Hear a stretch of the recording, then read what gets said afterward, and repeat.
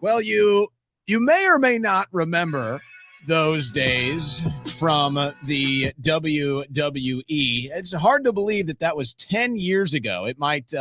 It probably feels different to you since you lived it. You were in the ring. One of the greatest hype mans in recent WWE history. Former WWE superstar Enzo Amore. You just saw him in the room there with his former partner Big Cass. So I think you guys may have had a reunion recently. We can get all caught up on that. So here's the story. Here's a little background for the audience joining us right now. In my opinion, Enzo, when you guys were doing this stuff, it was kind of like the last great original age of the WWE. They kind of brought back The Rock and these new guys to try to bring back some of that nostalgia. But ever since they went PC and tried to get on network cable, things went south, and personalities like you were kind of disappearing from the stage that were a little bit edgy. But the story is you were one of the up and comers in WWE. I ran into you at an airport. It was probably like 5 a.m. This was 2016, 5 a.m. Austin Airport.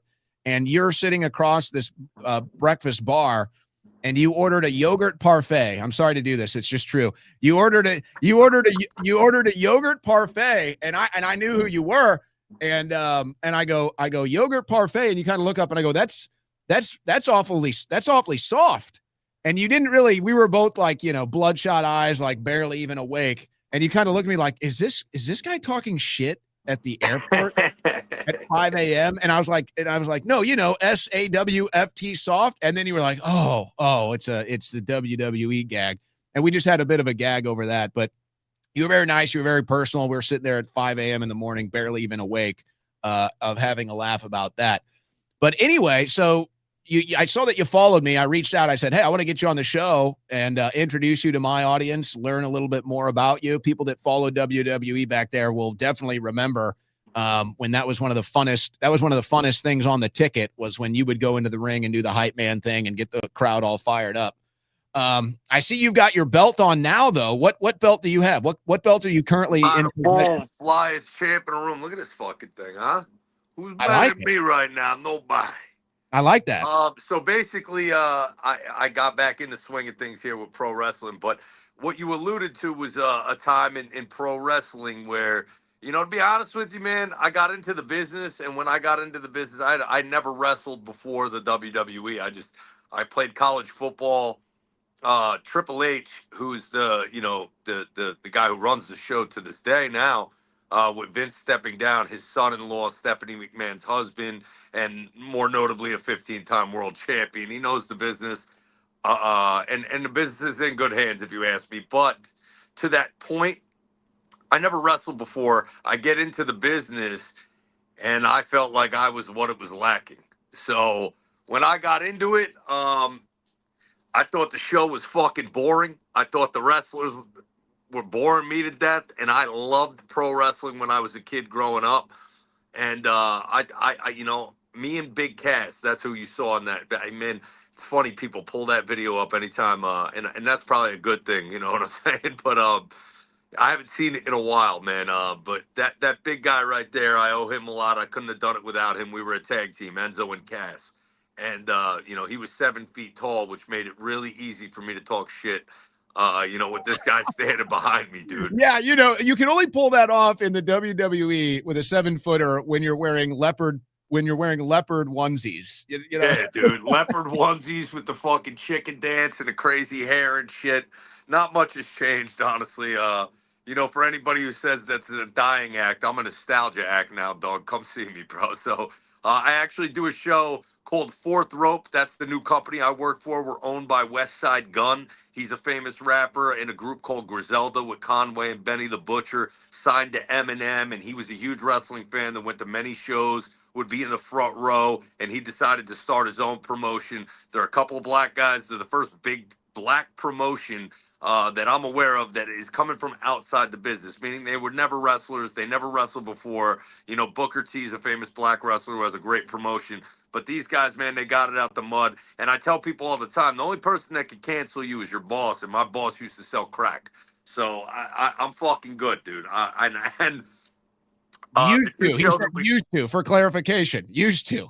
Yeah, my boss. He's a rapper now. He got it out the mud, but Did he know you know, Hunter Biden by any chance? Were they ever business I partners? want to know if he ever even, dude. I'm gonna have to ask him when I see him on October They might 30th. be. Yeah, you might know all the other people in the industry. I don't know how that one works. They might have met sometime. Yeah, buddy, that's fucking funny shit, dude. Yeah, bro. So, I wrestled for fourth rope. I'm the flyweight champion. You just saw the title. I go by Real One now. You can follow me on social media.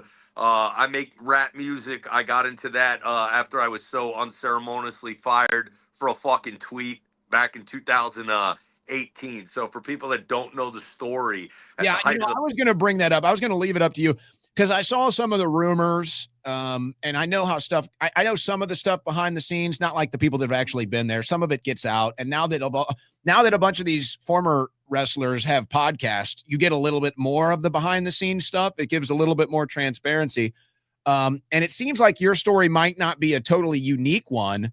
And yet it seems to happen all the time, no matter how much talent and how much upside you have to your character and your performances. It's like one thing goes wrong and they just totally cut you out. Yeah, no, that's how it went down back in the day. But, dude, it's a different time now than it was back then. And I was at the height of that shit, dude. I mean, you're talking about a tweet. I never got a phone call from police. I never got a fucking, nothing, dude. I just, at the time, I can understand why I had to go at that time because what are you going to do when you go out there and the fans are chanting and shit? And, I was a heel. I was a bad guy and I had the title. I was the cruiserweight champion. We were in the main event with the cruiserweight title. And, dude, it was crazy. And my family had to go through a whole lot of bullshit. And, I got, like I said, unceremoniously shit canned. But, bro, honestly, the biggest blessing at the time, a curse, because it's a blessing and a curse when you go through something and you persevere through it and you say, I'm not apologizing either. So that was the thing. Look, I got fucking accused of something online that never took any of my time in a courtroom, no phone calls with fucking cops, no nothing. It was just a tweet. Some bitch said some crazy shit and she ended up in rehab and I probably wouldn't doubt if she fucking was dead. So I mean she was a drug addict fucking loser and then we put our credibility in that person when at the time, you get to know me, you see me on TV every week, I work with children, I'm in and out of children's hospitals. We do Make-A-Wish. We do a lot of great things. And honestly, at that time in the WWE, bro, they don't let it at that PG era. They don't Yeah. let shit slip through the cracks. You don't get to the top of an industry unless you belong there, really. So yeah, it sucked for me and my family, but at the end of the day, bro, I persevered through it. I launched myself into music with a song called Phoenix that addressed this shit. It was the only time I really ever addressed it. I was like, here, I'm not apologizing. I made a song where I'm like, a fucking basically airing out the bullshit and taking shots at the people who would have the nerve to believe the bullshit. So it launched me into music. I got millions of streams from the song, and to this day, I made a song called Grace that touched a lot of people's lives. If you're a Catholic, it would really speak to you. Anybody who believes in, Jesus. So, I was raised in a church and by a good family, and luckily my family helped me through that process when the only place I ever wanted to go and wrestle was the WWE. So once you get there and then all of a sudden that shit gets taken away from you, you're like, what do I do now? Like, what's next? And for a long time there was nowhere for me to go. WWE had a monopoly on the industry. So where the fuck am I going to go wrestle? Right. So there was nowhere to go. So luckily I got into music and it provided me some opportunities. But now the WWE has a trickle down effect because the business is booming. WrestleMania is still the biggest dance in the business, but now you see other promotions coming into the fray, right? You get when I got fired, there was nowhere to go. Now there's an AEW. TNA blows up. So there's places to go. Tony Khan, son of the owner of the Jacksonville Jaguars, has a company now with Ted Turner that's on TNT called AEW, and that's where my partner. You said that's Shad Khan's son. Yeah. Yeah, Yes. they're big into the sports world. Yeah. So exactly, man. He got his own promotion going. That's where Big Cass is now, known as Big Bill. And he also faced adversity and tackled it head on. That motherfucker. But you talk about Andre the Giant shit. Dude, that guy. tried to kill himself with alcohol, right? And I've never seen anybody drink as much alcohol in my life. He weighed 400 pounds. He got out of shape. He was trying to die by the bottle. And ultimately, he got married. He got his shit together. And now he is the pinnacle of perseverance in that world. He shows people that you can overcome that bullshit and get back to what it is that you love and have an opportunity to do it at the highest level. So he's doing that. And then I got lucky with this company called Fourth Rope, man, where, like I said, my boss used to, be a drug dealer. He's a rapper. He got now to a point in his life where he makes millions of dollars and he does good things for his community, and gives back. And we just did West Side Gun Day. He has a mayoral holiday in Buffalo where he gives out backpacks to children and school books and all this stuff. And we did a great thing that day. We did 4,000 people in Buffalo. That show airs. So you can find us on YouTube, Fourth Rope Wrestling. That's where I'm at. The Hardy Boys are the tag team champions, which they're actually presently the NXT WWE tag team champions and the TNA tag team champions. So they're just crushing life, man. They're generational. That's actually interesting. Are some of these other groups then, are they allowing you to basically have like a two-way type of a contract? Basically, the Vince McMahon monopoly is over. And the contracts are not the same and opportunities are different. The WWE still owns the WWE guys, but the Hardy Boys have so much respect. They've done so much work for the industry that the WWE works with a company called TNA. They are working with TNA. That's who they're contracted to, the Hardy Boys. But they're doing cross promotion with NXT, the developmental of WWE that's on CW 11. Well, that sounds like that sounds like the Hardy Boys right now are breaking a bunch of these walls for guys that are trying to make a name for themselves, guys that are trying to get in a ring anywhere they can. And there's been all these different barriers. Sounds like the Hardy Boys are carrying a lot of the weight for some guys that are trying to get recognition right now. Fuck yeah, they are. And you know what?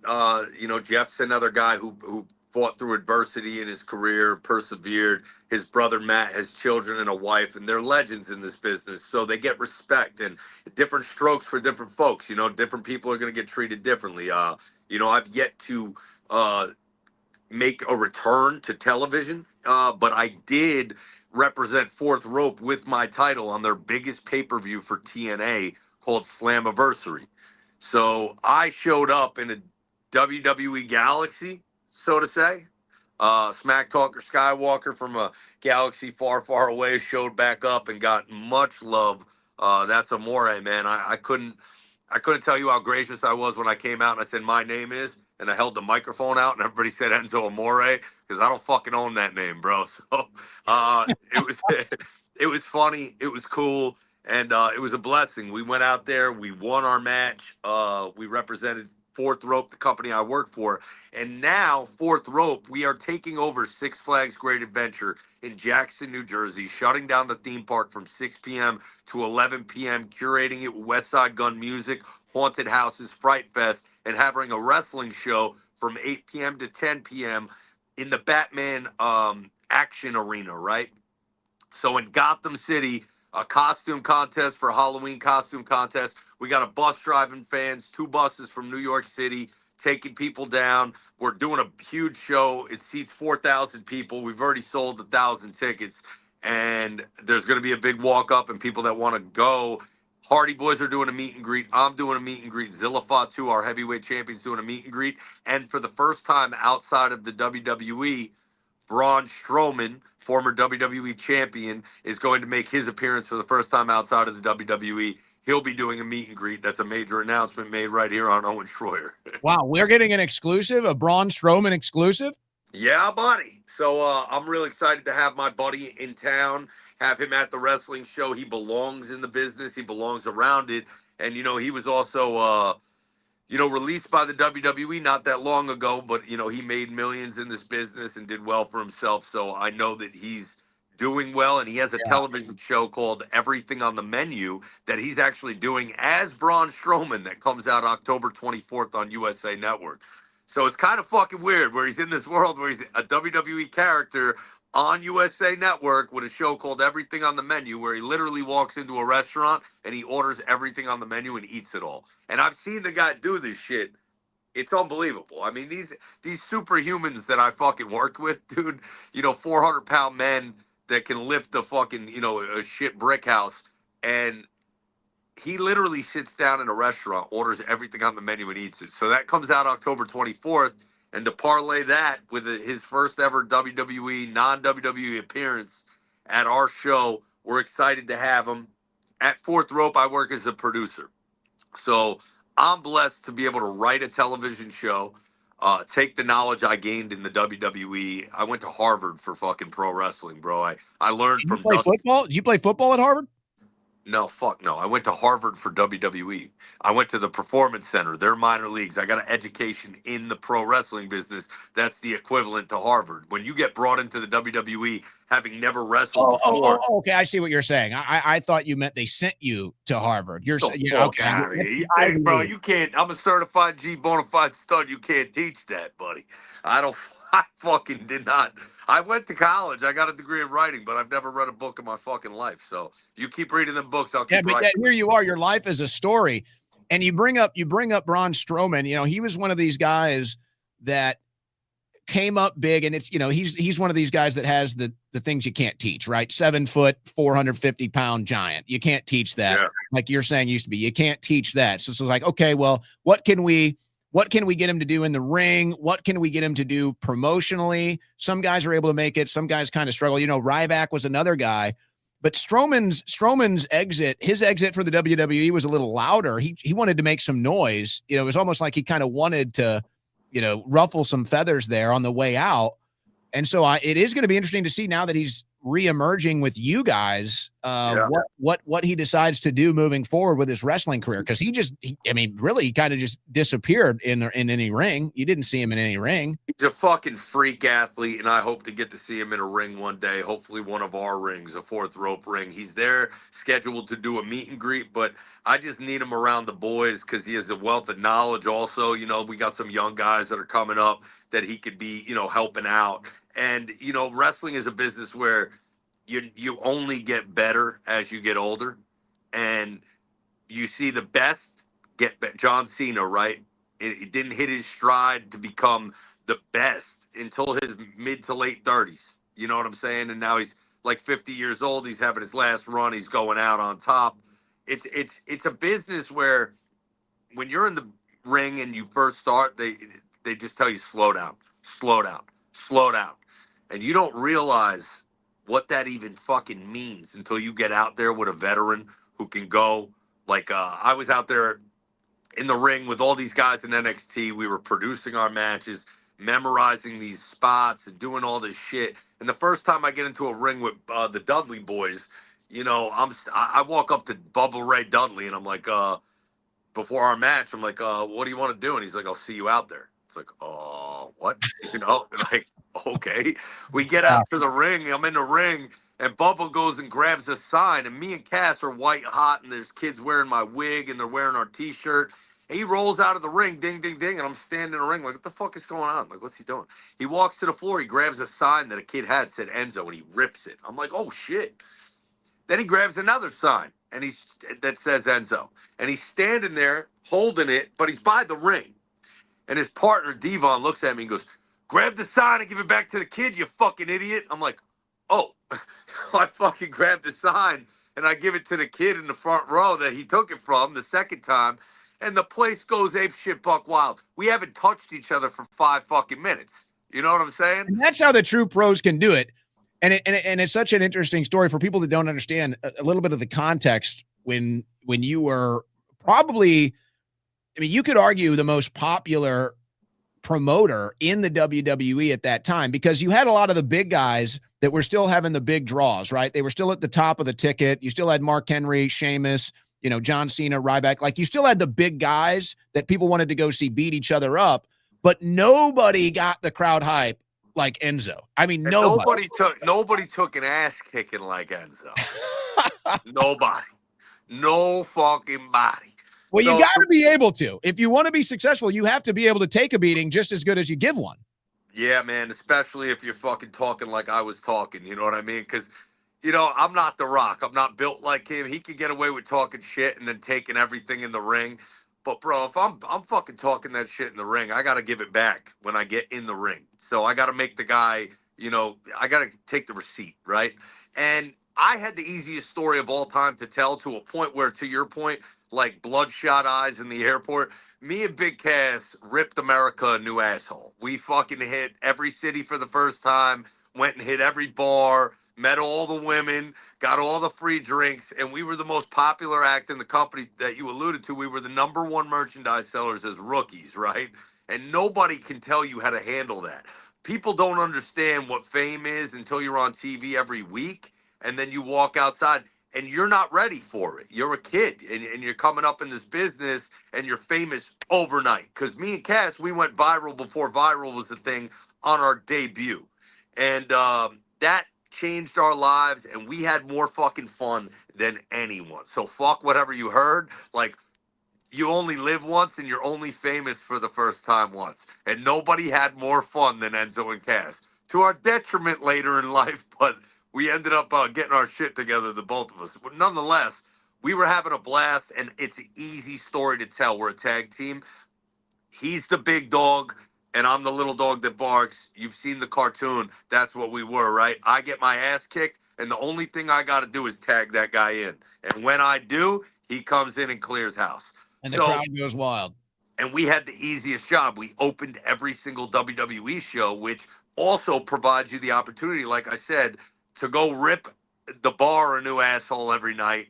Because, I could have done that job standing on my fucking head.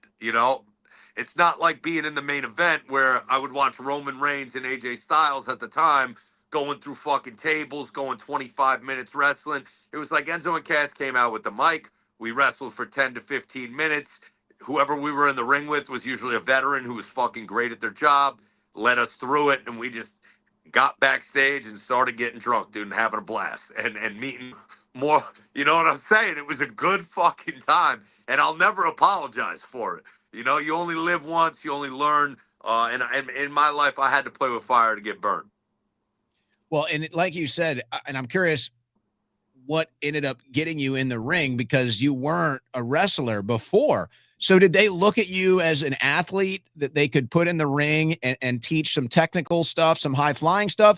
Did they see that you had promotional skills, which is really, I mean, would that be the toughest thing in WWE? You think, hey, the toughest thing is lifting the guy over the head. The toughest guy is jumping off the rope, doing I a say moonsault, whatever. the toughest thing that I ever had to do, and the highest compliment that I could ever get paid, was my mentor was Dusty Rhodes. As for everybody in NXT, he was the godfather of NXT. At a time when Triple H started the promotion and was off on the road and was still wrestling some and booking and producing, doing all that shit. Dusty Rhodes was with us every day in Tampa, and then we went to Orlando. We created the WWE Performance Center. So the highest compliment that you could get was, I would cut a promo back then, and we'd have promo class every week, which was like acting class. You go up there, you got 30 seconds, 90 seconds, go cut a promo on your opponent, and we're all sitting there, we're all doing it, and Dusty Rhodes would look at me when I was done cutting a promo, and oftentimes, and I don't know how many other people he said it to, because I'm not going to pretend that I was the only one, but I don't know that anybody else. But he used to go, "That was some John Wayne shit." So I'd get fucking done talking shit, and Dusty Rhodes would be like, "That was some John Wayne shit. Sit down." And I would just, that was it. I got no critique, no feedback. What should I change? What should I do? There was always times where it was, "Shut the fuck up. You said too much." But the John Wayne shit was the highest compliment I could get paid. And to that point, I owed Dusty Rhodes my career, because he was the one who put a microphone in my hand and threw me out there on TV to get killed. And on the same night that that happened, John Cena was in the house in NXT, and he was there the night I debuted. And it just so happened that when he was there, it was to draw the house. We're brand new promotion, NXT. John Cena's going to be out there. We don't tell you he's not coming out until the fucking fourth show's done filming. We keep everybody in the crowd thinking that John Cena's coming out, but we save him for the main event, right? The dark segment, as we would call it, after it goes off air. And John Cena came up to me the night I debuted. Dusty Rhodes sent me out there with a microphone. I said, bada boom, realest guy in the room. And John Cena apparently was backstage. He repeated it. And then he came up to me when I came backstage and he's like, hey, man, I've been watching this show for 3 hours. You're the only thing that's caught my attention. Would you like to come to the ring with me and cut a promo when the show's over? And I said to him at that moment, that guy's my tag team partner. Can he come with me? That was a lie. Big Cass was not my tag team partner, right? Next thing you know, we're in Gorilla, where you go out through the curtain, and Triple H and our coach at the time, Bill D'Amato, are like, what the fuck you guys doing here? And John Cena's like, I asked them to come out with me. Next thing you know, I'm in the ring with John Cena at NXT in a small audience in Orlando that comes to every NXT show. And me and Cass were out there, and I said, this guy's 7 feet tall, and you can't teach that. And I said, this guy's, how many dimples are there on a golf ball? You don't know? There's 168 dimples on a golf ball. You know how many dimples are on my hind end? 0. You want to know why? I'm hard body. You know what you are? You're SAWFT, soft. And John Cena was like, what the fuck did you just say? And I was like, he's soft. And John Cena went, he's soft? Next thing you know, John Cena gives you that blessing. He repeats that catchphrase, soft, lightning in a bottle. My whole life changed that night thanks to John fucking Cena. He gave me and Cass what we call in the business the rub, where, you're standing next to him, you look good. So the next time we go out there, Ryback, who was feuding with John Cena, was the next dark segment. And about 10 minutes before that show, the whole crowd's chanting soft. And we're backstage, and we're not booked on the show, even though we just did a thing with John Cena like 2 weeks ago. Now the whole crowd is chanting soft. They expecting to see us. They come tap us on the shoulder like, get in your shit and get out there. Ryback's gimmick at the time was feed me more. So we just rattled shit off on the buffet line at Golden Corral. I was like, hey, ladies, you like meatheads? You got a real cheap date in the ring. All you got to do is take them to Golden Corral. Hey, Cass, what are we having? And Cass just said everything on the fucking menu from Golden Corral. And in between, I went, how you doing? How you doing? How you doing? How you doing? And as I'm saying it, the crowd starts coming with us. How you doing? How you doing? Now, in 2 times, we've never been on TV yet. I've been killed on one episode. They've never seen Big Cass before until he came out there with Cena. And now we're out there with Ryback. So we did soft and how you doing? And those 2 catchphrases caught fire in the NXT crowd. So if you don't understand, we shoot a TV program at NXT. That crowd has the ability to get something off to the world, right? To the masses. And they're at the time showing our show NXT in the UK on TV. When we showed up with NXT to the first time to the UK, we were fucking stars and we had no idea. And we sold out the O2 Arena. We were selling out everywhere we went in Europe, and every word that came out of my mouth, I'd say, my name is, hold the microphone up. They said every fucking word of our catchphrases, and we owed it to that crowd in Orlando because they're the ones who are repeating our catchphrases every time we come out to a point now where you think we're fucking stars. Unbeknownst to you, we're making like $750 a week, and I'm fucking, wearing, fucking fake Jordans and shit. You know what I'm saying? It's like crazy how the shit just took off. But credit to everybody who was involved there. We were a part of a very special time. Timing is everything in my career, and my timing is on again right now. It's my time, and it's at Fourth Rope. And the new company I work for, we're not corporate. And we got love. We got AEW talent. We have TNA talent and the NXT Tag Team Champions on our show. So it's very unique. It's very different. And we opened the show with rap. First 10 minutes is a new artist spotlight. And then the last show that we did, we had Bun B and Jadakiss, Styles P, The Lock. So we had, Killer Mike in the front row at our show in Atlanta. We're getting the celebrities out. And it's not that fucking plaque mouth pro wrestling fan who's talking shit on the internet. It's like the average person who likes hip hop and watches WWE and flipping through the channels that know who the Hardy Boys are, that maybe know who Enzo and Cass were, that come to see us. So we're spoon feeding audiences entertainment, and we give them that high, Velocity Pro Wrestling in a mix on the card, but Fourth Rope is more WWE than it is AEW. More than it is that New Japan flavor, that TNA flavor, where it lacks storytelling, if you ask me.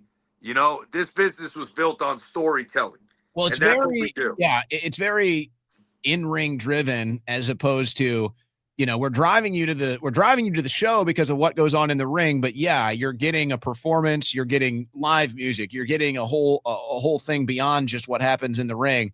And so it sounds like that's what you guys are trying to build right now. Everything is on God's time. And that's, you talked about earlier, everything you went through to get to I this could point. never have wrote this story, bro. God's doing it. Like the pendulum swings, and imagine I get fired and there's nowhere to go wrestle, and I'm like, what am I gonna do? This is the only thing I ever wanted to do was be in the WWE, and then AEW comes around, right? And I don't get a fucking phone call, and I don't want to go there, quite frankly, because it's a different flavor of ice cream that I don't fucking enjoy. I fucking hate mint chocolate chip, dude. Get that fucking shit out of here, okay? And I'm not vanilla either, bro. But I want my shit different, right? I need sprinkles and fucking shit all over it. So when we did WWE, it was a circus, and you get it when you see the giant. And I had a job in this business because when I'm walking through the airport, yeah, you recognize me, I get recognized, and I became recognized. But I have a job because of the Big Show. When a little kid's in the fucking airport and he looks in and he's like, "Daddy, who is that?" It's like, that's a pro wrestler. You know what I'm saying? Like, this business was built on the back of giants, Hulk Hogan, Andre the Giant, and that's the anomaly you go to see. But there's always a spot now in this business for the guy that looks like you, maybe size-wise, that maybe you don't expect to make it. And when I was a kid, I fell in love with wrestling because of Shawn Michaels. Yeah, And, Shawn Michaels was kind of the introduction. And I forget, he came up and it was a big rivalry he had with man, who was it? It was kind of the Bret first the time. Hitman Hart, Yeah, dog. Bret Hart. That's right. In the 90s, it was him and Bret Hart that had that long, outstanding rivalry. And it was, Bret was a bigger guy. Michael's obviously a big guy and an athlete too. But it was like the first time where the WWE felt like, hey, we can market these athletic guys as the main events now. We don't have to have a 6'7" massive 300-pound man. If we have Shawn Michaels and Bret Hart selling out arenas, mainlining events, and they're out there strong technicians, Bret Hart known as one of the best technicians, Shawn Michaels one of the best athletes, it was like it opened up an entire new world for a guy to come in here like yourself. You say, hey, I was a football player. I'm a great athlete. I can get in there and fly around. And they say, oh, okay. And of course, but I am curious. So you weren't into wrestling. Did they bring you in because you were an athlete, or did they know that you had promotional capabilities? Because, you did that as good as anybody. Yeah, so I went viral on YouTube with this video where fucking the Giants were going to the Super Bowl, right? And I used to play against Victor Cruz in high school, and I had highlights of me tackling him and running for fucking 70-yard touchdowns. And I'm like, a week out of the Super Bowl, I'm like, if this guy can play for the fucking Giants, I can play for the fucking Giants. And this video of me in like my mom's basement talking shit goes viral on Barstool Sports, right? And at the time, the guy who was training me after post college, I'm managing Hooters, bro, in New Jersey, right? And I'm fucking like, don't even ask me how I got that job, bro. It's fucking incredible life I've lived. Wait a Dog. second. Let's talk about Hooters. No. Yeah, bro. Yeah, man. So I was managing Hooters, and I'm working out at this gym, and I make this video that goes viral, and then I have this video of me talking shit about the Jersey Shore people. Like after that video goes viral, I put another video up on YouTube of me working out and then like lifting weights. And at the time, I could do a 56-inch box jump, which I could dunk a basketball, but that was like my trick in the gym. Like watch me jump, 56 inches onto a box. And that was enough for them to say, okay, this guy's an athlete and he can talk shit. And the guy who was training me at the time, Joe DeFranco, who started training Triple H, showed him the video, and he gave me a tryout. When I had my tryout, I cut my promo. Dusty Rhodes was there. He heard my promo, and Dusty Rhodes pulled me in a room, and he said, you could be good, you could be bad, or you could be different, and you're fucking different. So bro, I never stopped dancing with the girl that brought me to the dance, bro. I was just different, right? Started wearing the sneakers, the leopard print, dyeing shit in my hair. I had to do anything I could to stand out because I never wrestled before. And I was never going to get the respect of the wrestlers in the ring. So I had to let them beat the shit out of me. And it was a part of the coming of age of a pro wrestler. It's like it's paying your dues. So I never won. I always lost. I got my ass kicked. I didn't get paid a lot of money, but fuck did I have fun, you know? Well, what was it?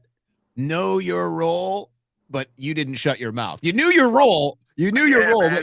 but you always had a big mouth. But it was actually kind of the perfect dynamic, I think, for that time, like I was saying, because they were always headlining events with the big guys, like the big guys, the 300 pounders, the 6'5"ers. But they'd start the show with you, the guy who could come out there, get the crowd fired up, get everybody on their feet, have everybody screaming. And then, the big guy tosses you around like a rag doll, and it's kind of funny. You hang your Yeah, head, bro. Yo, you I hang would your go head, and then you as come we would. back the next week, and it's the same high energy. It's the same hype. It's the same hype. Bro, it's funny you should say that, right? As in this business, we have psychology to what it is that we do. And if you're a baby face, a good guy, and you're a heel, the bad guy, the baby face is the better wrestler. The baby face will outsmart the heel, and the heel has to use bad guy tactics, get the referee to in between you and, low blow a guy or, get into the ropes and then go cheat to take the hold or pull the tights to win. We've all seen that bullshit if you've watched wrestling. Well, I was a baby face that could get away with fucking anything, right? So I would in the ring, imagine you're a baby face and you want to protect yourself, your image, and the fact that you're the guy, right? So you would never just let a heel standing across from you, as Enzo would do. I'd do a dance, right? I had this dance that I do that's funny. Bro, I would do my dance and I'd have a wig on my head that I took because they made a wig of my hair. And I would go out into the crowd, get the wig of my hair from a child, put it on my head, get into the ring, and I would do my dance straight up to a bad guy. And he would super kick me in the face. And I would throw my hair in the air and fall down. And the whole crowd, that's like baby faces should never let you just hit them and outsmart them, but I could get away with that. You know what I'm saying? And make you laugh. And then it didn't matter. It just didn't matter. So I got really lucky to the notion that, bro, like, it doesn't fucking matter what I do in here. The people are gonna laugh. Yeah. So I had that little comedy bit there, and then it got to a point where I became a heel. I was a bad guy. They turned me heel in a segment with the Miz where I was told by Vince McMahon or Triple H actually that if I rebuttal on the microphone, I'm going to get fired. So they knew no matter who's out there with me, I could save face. I can grab the microphone, and no matter what you say about me, I can make it so that these people cheer for me by the time I'm done talking. And they were like, they didn't tell me right then and there that they're turning you heel, but they did everything to make me a bad guy. They had a guy in the Miz go out there, air out all this bullshit, and then his wife, who was pregnant at the time, I said, you shouldn't be saying how you doing to his wife. You should be asking who's the daddy. You know what I mean? The Miz. Beautiful. And that's a quote from Vince McMahon that I needed to say out there, and that'll turn you into a bad guy. You know what I'm saying? And so the slow rip into it, but to that point, right, to this day, a very unique gray area in which I exist in. Right, I'm at West Side Gun Day. We're doing Heels Have Eyes. That's the name of our show. It's Fourth Rope. You can look it up on YouTube. I'm out there, right, on a microphone. And I have all of Buffalo who I'm shitting on. I'm like, talking about Travis Kelce and Taylor Swift, and me and him have something in common. We're both married to the money, and we both have rings, unlike you people in Buffalo. Barry and Josh Allen, I'm calling him Jim Kelly. I'm getting boos and boos and boos in Buffalo. And to a point where they're chanting, shut the fuck up, right? Shut the fuck up. Shut the fuck up. So loud. And then I button my promo, and there's only one word to describe you, and I'm going to spell it out for you. S-A-W. And every single person who was just chanting, shut the fuck up, says every word of my catchphrase. S-A-W-F-T, soft. That's one of the biggest accomplishments in my fucking pro wrestling career. If I could go out there as a babyface and make you say, my name is Enzo Amore, I'm a certified G bona fide stud, you can't teach that, bada boom, realest guy in the room. Now I flip heel, but at the end of it, you still say S-A-W-F-T soft. I mean, every person that was just chanting, shut the fuck up. I don't know anybody else in the business who can do that or I've seen do it.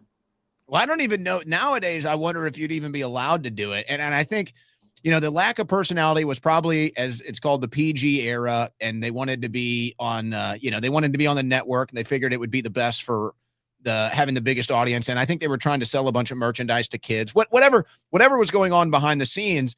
But it's like, I feel like they were lacking that personality. And Roman Reigns, who was the champion for whatever many years, he really didn't have a personality. There wasn't much of a personality there. The guys that were wrestling, I mean, Cody Rhodes is great, but it's just like, there's not, so I felt like they had to bring The Rock back. They had to have The Rock start, being the final boss bad guy. They had to have Cena come back because there were no personalities. There was no, I mean, even a guy like Fandango, who was a nothing. I mean, he was literally a nothing. He was a fan favorite because it was a funny personality. It was like the same thing with you. It was like, hey, I know I'm probably going to see you get tossed around the ring and exit with your head down, and then you're going to be on the show the next day and you're going to get the crowd just as hyped. And they don't really have those personalities anymore. Do you ever think that they would try to inject that back into the WWE? I think now, because they're on Netflix, they can do more than they were doing on cable network, because now Raw is the rawer brand out of SmackDown and NXT and Raw. Raw, you can get away with more. And on on Netflix, they can curse and they can do things and they can be edgier and they can bring in Travis Scott to, and play his music and shit like that. So I think they can get edgier. If you really look at the landscape of pro wrestling, I would be suffice to say that I'm not the last threat left on these streets. Meaning, if you brought me back and you put a microphone in my hand and put me out there with Paul Heyman or Roman Reigns or Cody Rhodes, you are guaranteeing eyes on your show. To a point where it would fucking probably be one of the biggest things that they've done in years. And I know it. I'm not rushing it. I'm not saying it'll ever happen again. And if they called me tomorrow, there would be a conversation. But I'm not calling them tomorrow either to ask for a job back, because at Fourth Rope right now, I'm having incredible experiences where I can write the show, be a part of it backstage, and I get to wrestle. I wrestled and I won this title in Vegas on a show called Heels Have Eyes that's available on YouTube. And this beautiful title, I had to beat half the TNA roster in a battle royal with 20 men. And I entered number one and I won the whole thing. I mean, I don't see myself walking into WWE, entering the Royal Rumble number one and winning the whole fucking thing, right? Like, what world does that happen in?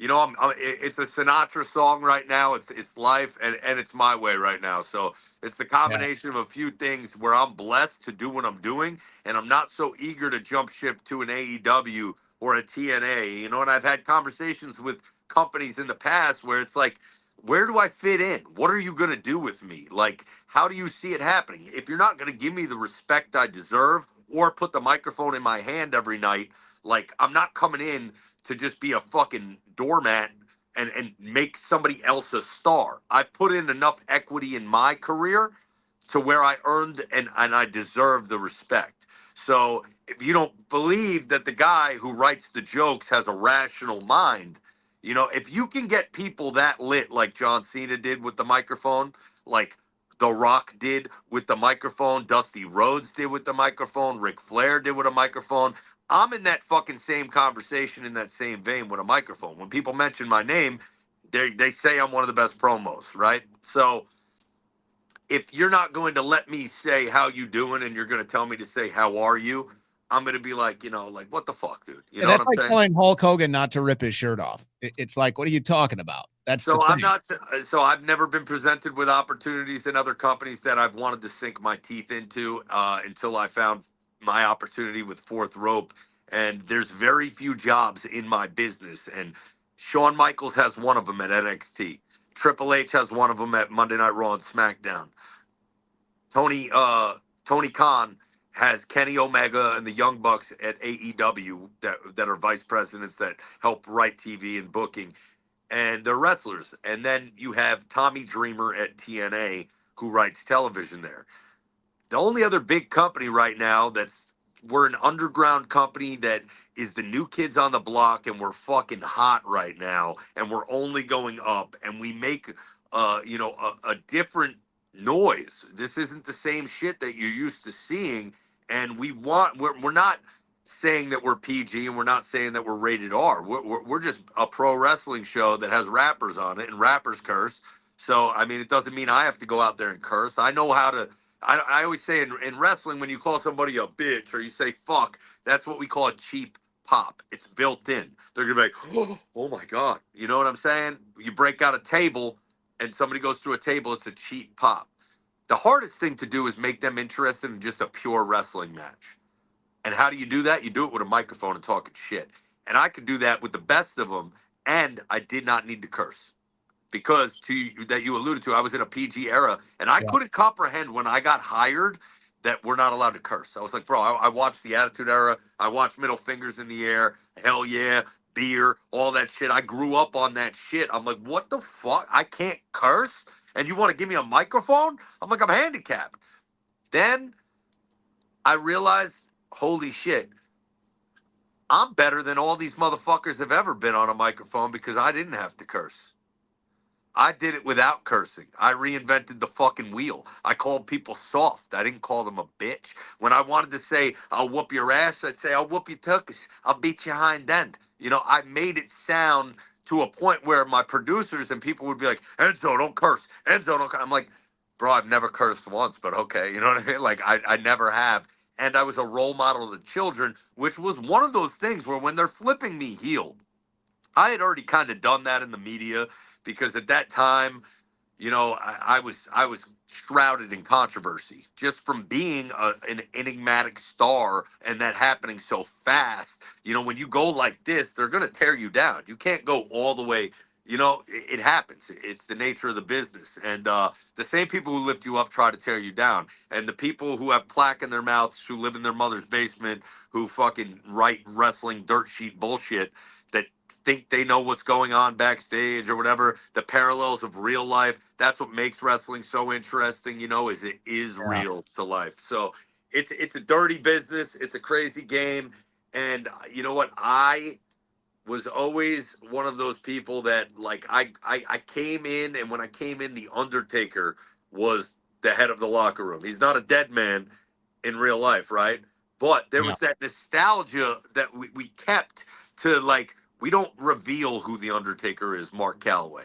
We don't give that away. We keep it real, and we don't want you to think that this is, you know what I'm saying, right? Well, yeah, especially now because, you know, There was none of that. What's happening now? There well, was it's a none lot of that. more transparent. It's a lot more transparent because part of it is because it's bigger than ever. The other part of it is because you have guys like Mark that go on and do a podcast, or Stone Cold with a big podcast.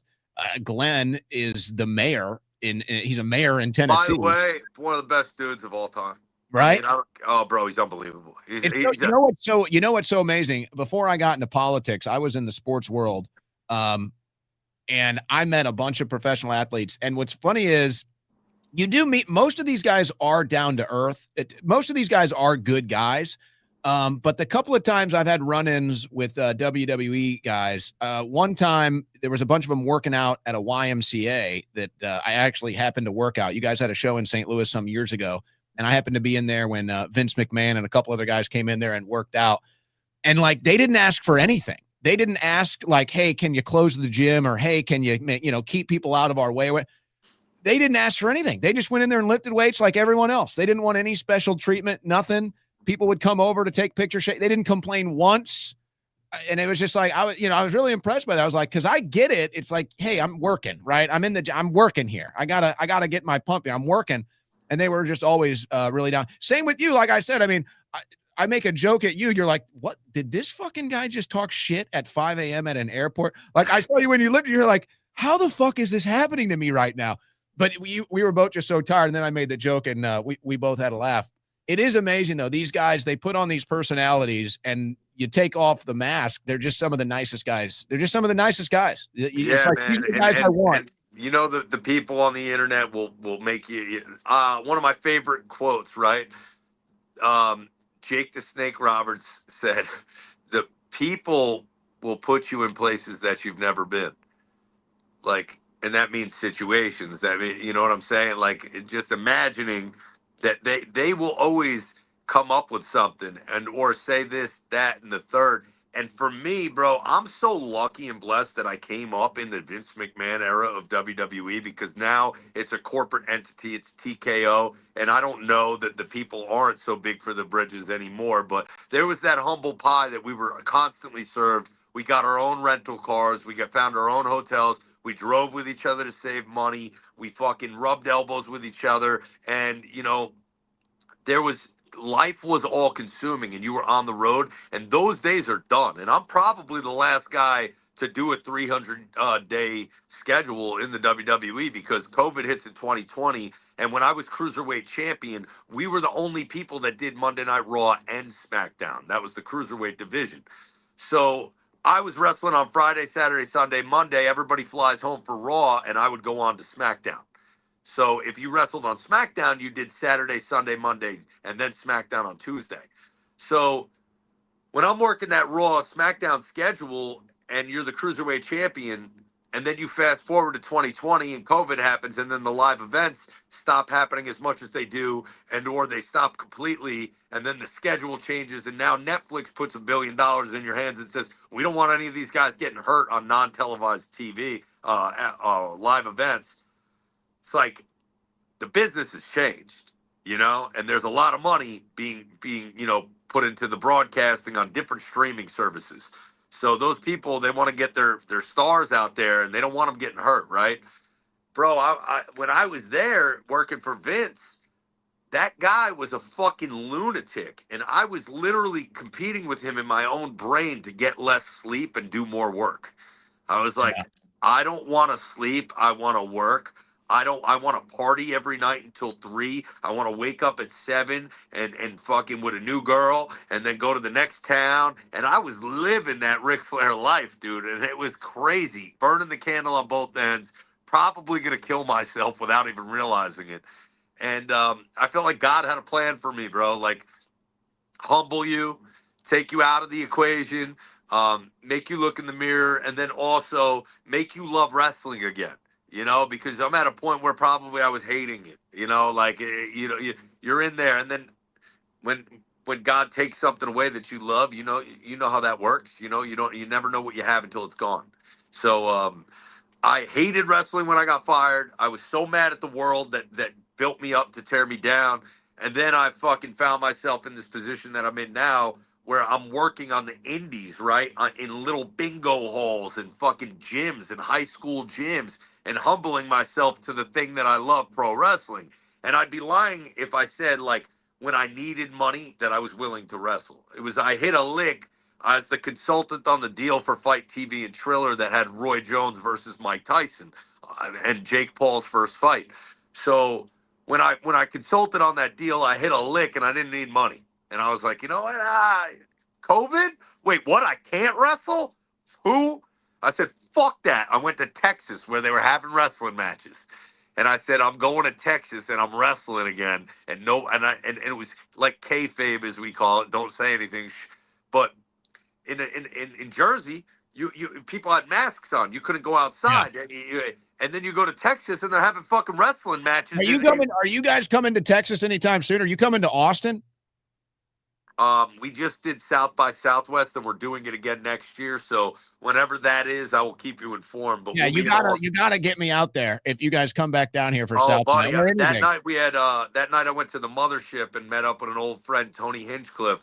You know Tony? Another great guy. What a great guy he is. Tony was a huge wrestling fan who was at the Comedy Store every Wednesday. When I was in the WWE, I was living in the Hollywood Hills with my best friends from high school, like fucking entourage. I'm telling you, we were fucking lunatics.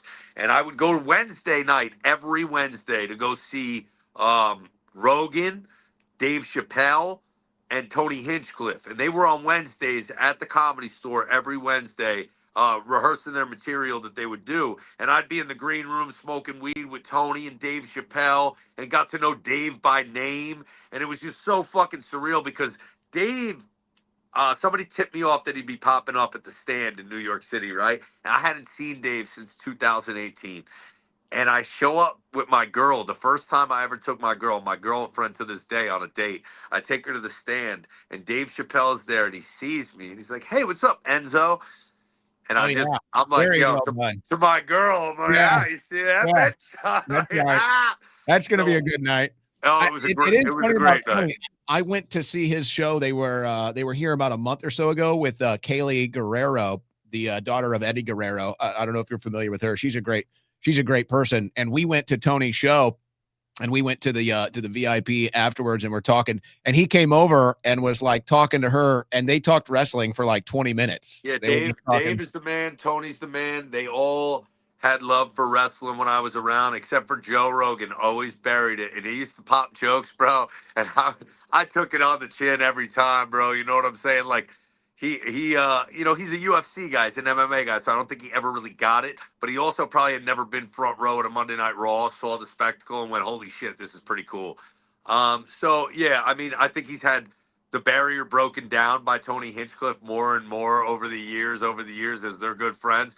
But Tony wanted to put a wrestling show on at the Comedy Store, and the first ever wrestling I did outside of WWE was at the world famous Comedy Store. I helped promote the show with Tony Hinchcliffe and a buddy Chris Burns, who is a producer at the Comedy Store. We put a wrestling ring in the Comedy Store in the main room, and I had the first ever pro wrestling match. It's funny, Tony thought I would be in the main event because I helped book the show. And I'm like, dude, no, I'm in the fucking opener. I want to say I had the first match, and the second it's done, I want to start smoking weed and drinking with you, motherfucker. And you're gonna get it's like it has to be you to hype the crowd out of the gates. It's like that's what I had to My do. job, bro. And Yeah. October Yeah. 30th at Six Flags Great Adventure, I have a surprise opponent, a former WWE legend. And it will be an amazing show. It's the night before fucking Halloween in This Jersey. is a true professional right here. I mean, you've lost nothing in the process. You're better than ever because I told you we'd go an hour. We're right up against the hour. You're pimping the big event coming up in October later this month on Halloween. Yeah, man. And check out, hey, speaking of Tony Hinchcliffe, a guy who's made famous on his show, Kill Tony, Uncle Laser. You know Uncle Laser? I don't know. If I saw it, maybe. He would remind you of a redneck Enzo. Maybe you've seen him. He's got the Okay. mullet and he fucking wears Canadian tuxedos. He's a funny motherfucker. This guy and I shot a music video together in Nashville like a few months back, and that music video just came out. The song's called "Fell Off the Wagon." Wagon out by Real One, REAL number one.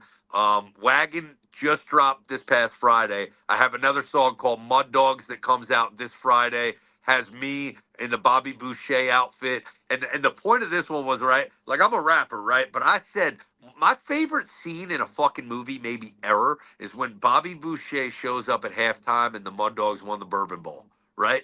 You know, when they're like going over the scenes in Waterboy, when he's like, remember when Bobby Boucher did this, and then Bobby Boucher walks in the room, he's like, remember when Bobby Boucher showed up halftime and the Mud Dog won a Bourbon Bowl? I was like, bro, if I could squeeze that fucking line in a song, I'll be a legend. And I did it. And I have a song called Mud Dogs that comes out on Friday, drops on all streaming services. And hey, look, I am an independent artist, dude. And your fans, they speak to the voiceless. Your fans know what it's like when the freedom of speech gets censored. I've lost my voice in this world. I've been canceled in this world. And in wrestling, we at Fourth Rope say we do this for the culture. And I always say I do it for cancel culture, bro. The second you tell me I can't talk to a motherfucker, I'm going, let's have a sit down, dude. It's impossible. It's like asking us not to breathe. For guys like us, telling us not to do something, it's like, no, well, you just guaranteed I'm going to do it. It's like, even if I don't want to, I can't even help myself. It's amazing to hear you talk. I mean, just the one brief time just a couple minutes we had together at 5 a.m. at an airport, we kind of had to laugh. But now hearing more of your story, getting to know you, we have so many parallels. We have so much in common. And someday we'll link up again and clink glasses. And I don't know, I'd let you throw me through a table. I think I could allow that. Hey, buddy, I would love to do it. I would have the honor and the privilege of doing it. I'll tell you, I would. We're gonna do it. That'll be my next viral moment, right, buddy? Hey, somebody light the table on fire, or maybe we can bring back. I went through a flaming table, thrown through it by Bully Ray in the ECW arena. It's called 2300 Arena. I worked the program with the Dudley Boys around the world where they wouldn't put people through tables. Their gimmick, because they were heels now, is no tables, right? And Just to I'm piss people probably off. the only person to do European tours around the globe with the Dudley Boys and not go through a table. So when I got out of the WWE, I made it a fucking point. Put me through a fucking table, a flaming one in Philadelphia at the 2300 Arena. And then he dragged me out into the street, kicked me out of the arena. And that was the last time I wrestled there, man. The only thing left to bring back is the buried alive match. We need to put someone in the dirt, you When know? Undertaker put his hand with the glove out through the dirt. It's Oh, some of that the was best good ever. shit. But, One of everything the gets PC. one of the best. Hey, maybe you just gave me an idea for the show on October 30th at Six Flags, buddy. We have some surprises on that one. It's going to be a lot of fun, but I'd be reminiscent to say, man, look up Fourth Rope Wrestling on YouTube, people. It's a brand new show. Yeah, And let your everybody audience, know here as I'm signing this off, how to follow you, wrestling fans out there looking for some new stuff, where they can find it. REAL number one, not the word one, REAL one. All streaming platforms, Spotify, fucking unlike Nick Fuentes, you can find me on Spotify. You can find me on fucking all the platforms, buddy. I haven't been canceled in that regard, but I don't think I should, and I don't think I will. I try to stay away from the politics, and I appreciate you bringing me on here to talk about this shit, and to that point, though, before I go, Real One, Spotify, YouTube, Real One, and then Fourth Rope Wrestling on YouTube. I will be reaching out to you when Project Bluebeam kicks off, which I expect to happen within the next few months. Yeah, we both got our timers on that. We're synchronized. Whenever that thing pulls up over the Vatican, dude, and the fucking aliens come flying out, you're my first fucking phone call. I got your number now. You got it. Book it. Yeah, man, definitely. And when I'm out in Austin, Nashville, when I'm out in the Midwest, we definitely need to go fucking bend our elbows, put one down, dude. Hell yeah. Well, this has been fun. We'll be in touch. And there are a lot of people in the chat are excited to see you. They remember the glory days, but the glory days are still ahead. The glory days are still ahead. No, hey, bro, I am living the glory days, bro. I am Bruce Springsteen. My life's a fucking movie. I'm a Jersey boy, and ode to the boss. I have an album called Real One, Born in NJ, and the album artwork is my ass in a pair of jeans with the fucking, with the American flag behind it, just like Bruce, bro. I'm a big fan, and I really appreciate you having me on here today talking wrestling. And not stepping outside those confines. But I will say, dude, I'm a big fan. Appreciate you, the work you do, and the fact that you're not scared. That is the most important fucking thing in the world, man. We have our voice, bro. Freedom of speech. I'm the biggest advocate for it. I know what it's like to be canceled, to have your voice taken away and not deserve it. And we should all be able to say whatever the fuck we want. I got friends like Owen Shroyer. I got friends like Peter Rosenberg, who's Jewish, who is a liberal, who I have a lot in common with, bro. We need to stop hating each other, okay? You know what I'm saying? It's not left. It's not fucking right. It's these people with billions of dollars who are shutting us up. We're all the same. We're fucking Americans, dude. And I just hope that people see that, know that, these are your brothers. And when people had to go to war back in the day, dude, they had to fight no matter if you were a Republican or a Democrat. You were on that fucking front line with a gun in your hand getting shot at, and watch how quickly and close you become. You know what I mean? Yeah. Well said. Great way to end this stream. And I hope people go follow you, follow the new. Yeah, man. Support a Real One, guys. It's just me out here. Vince McMahon. There's no hand in between. 2.5% merch on that certified G-shirt was enough money to change my fucking life forever, dude. But hey, I get every dollar of the merchandise and the music now. So thank you, guys. Amen to that. Amen to that. Real One, Enzo Amore. You may remember him. Still a legend. Always a legend. Still a legend. Great to talk to you, brother. We'll be in touch. Later, bye.